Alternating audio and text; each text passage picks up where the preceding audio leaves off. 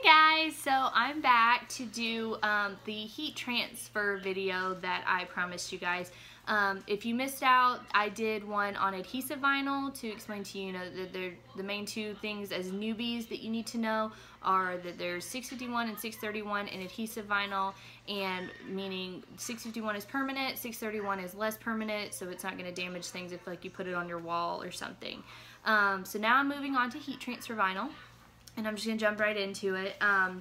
So heat transfer vinyl is used for, okay, well, first of all, it needs to be applied with heat, hence the name. It would be used for shirts, obviously, anything clothy, shirts, canvas shoes, hats. People use them. They're like a faux leather bag they sell, or like a handbag type thing that they sell at Walmart. People use heat transfer on that. It can be used on the stuffed animals everyone is about to do for Valentine's Day. Those are heat transfer vinyl.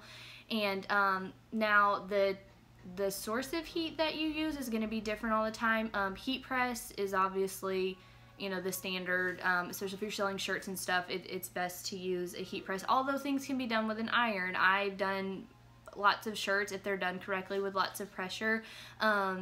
You know, your shirts can hold up really well when done with an iron. A lot of people use their hair straighteners to do the small things like the stuffed animals that I was saying everybody will do them for Valentine's Day. People get their straighteners and just clamp it down. That's a good source of heat to use.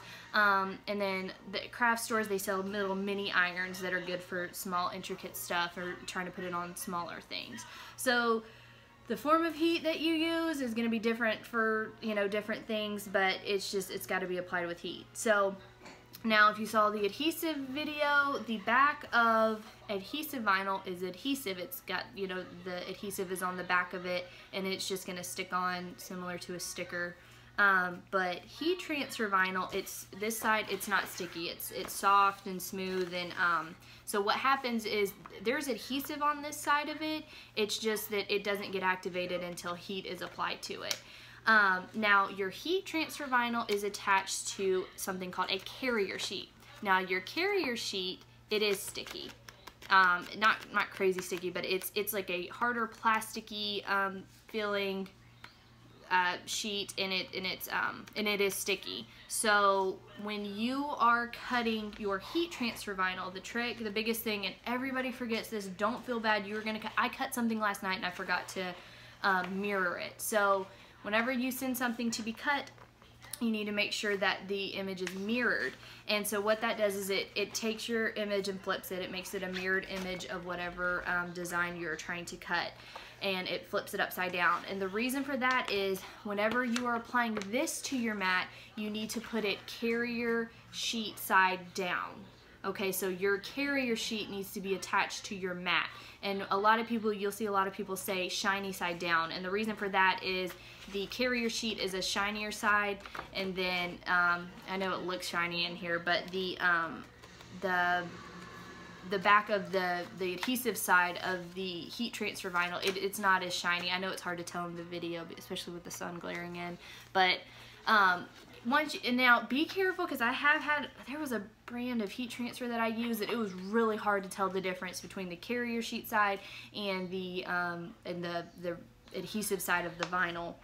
So what I did is I peeled up a corner just to double check that I was using the correct side. So remember, always mirror your HTV design, or the design that you're cutting into HTV. Put it carrier sheet side down, and then once you pull it up and weed it, and you're holding it up, and you're looking at it the right way through the carrier sheet, it'll be, you know, the right way that it's supposed to be. Then you would just apply it to the shirt or whatever, heat press it, iron it, however you're choosing to apply it.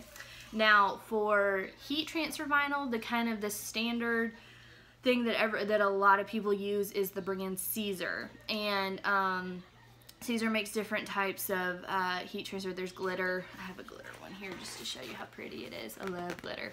But it's the same idea for the glitter. It's attached to a carrier sheet, and yeah, same idea. It's just a sticky plastic. I know y'all can't hardly see this. It's just a sticky plastic carrier sheet, and then there's the glitter, and then this is the adhesive side that activates once you apply heat to it. So Caesar's a good brand. I saw people talk about Thermoflex. It's another brand. I saw people talk about Thermoflex a lot, and what they liked about Thermoflex is that it was matte, is more of a matte.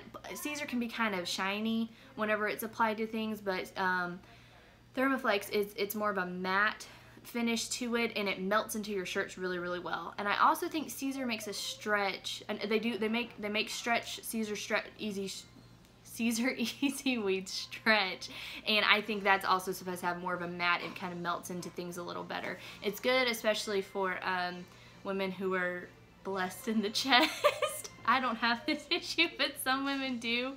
But where their shirts, you know, their design is going to stretch out over their chest, and so stretch vinyl is a great thing to use for if the woman that you're giving the shirt to is kind of busty. So, and then there are other things too that stretch is good for.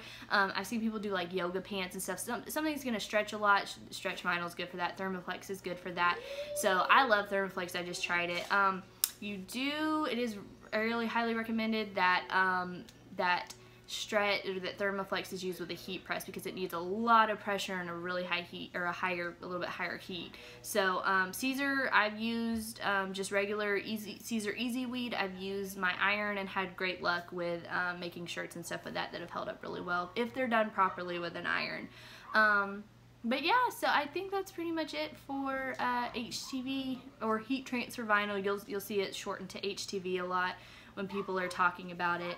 And yeah, I think that's it. So once again, I know you guys are overwhelmed and there's so much going on and there's so much to learn, and you're gonna have days where you want to throw your machine out the window and you're just over it. But stick with it, ask questions.